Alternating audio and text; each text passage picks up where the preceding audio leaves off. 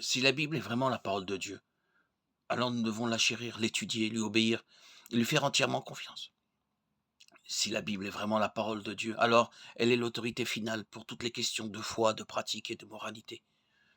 Si la Bible est la parole de Dieu, alors la rejeter revient à rejeter Dieu lui-même.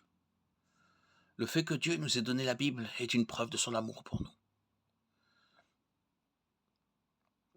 Dieu a communiqué à l'humanité à quoi elle ressemble et comment nous pouvons avoir une bonne relation avec lui.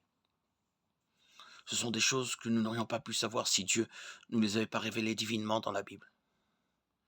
La Bible contient tout ce que l'humanité a besoin de savoir sur Dieu pour avoir une bonne relation avec lui. Comment pouvons-nous savoir que la Bible est la parole de Dieu et pas seulement un bon livre?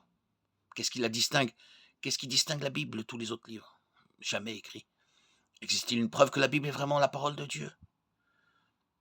Ces types de questions doivent être examinées sérieusement. Il ne fait aucun doute que la Bible prétend être la parole de Dieu. On le voit dans l'éloge de Paul à Timothée. Dès ton enfance, tu connais les saintes lettres qui peuvent te rendre sage, à salut par la foi en Jésus-Christ.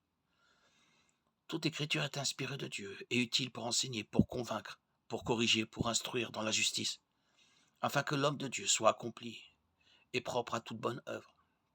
2 Timothée 3, 15, 17. La Bible est vraiment la parole de Dieu et l'intégrité de ses auteurs humains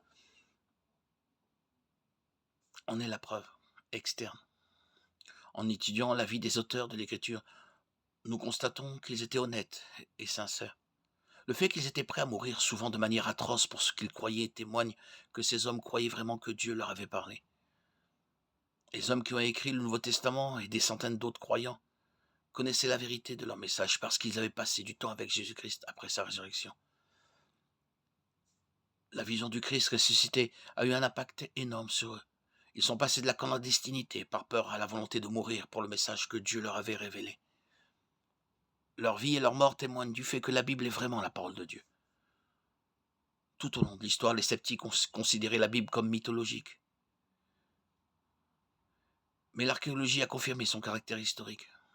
Les opposants ont attaqué son enseignement comme primitif et dépassé, mais ses concepts moraux et juridiques ont eu une influence positive sur les sociétés du monde entier. Elle continue d'être attaquée par la pseudo-science, la psychologie et les mouvements politiques, mais reste tout aussi vraie et pertinente aujourd'hui qu'elle l'était à l'époque de sa première rédaction.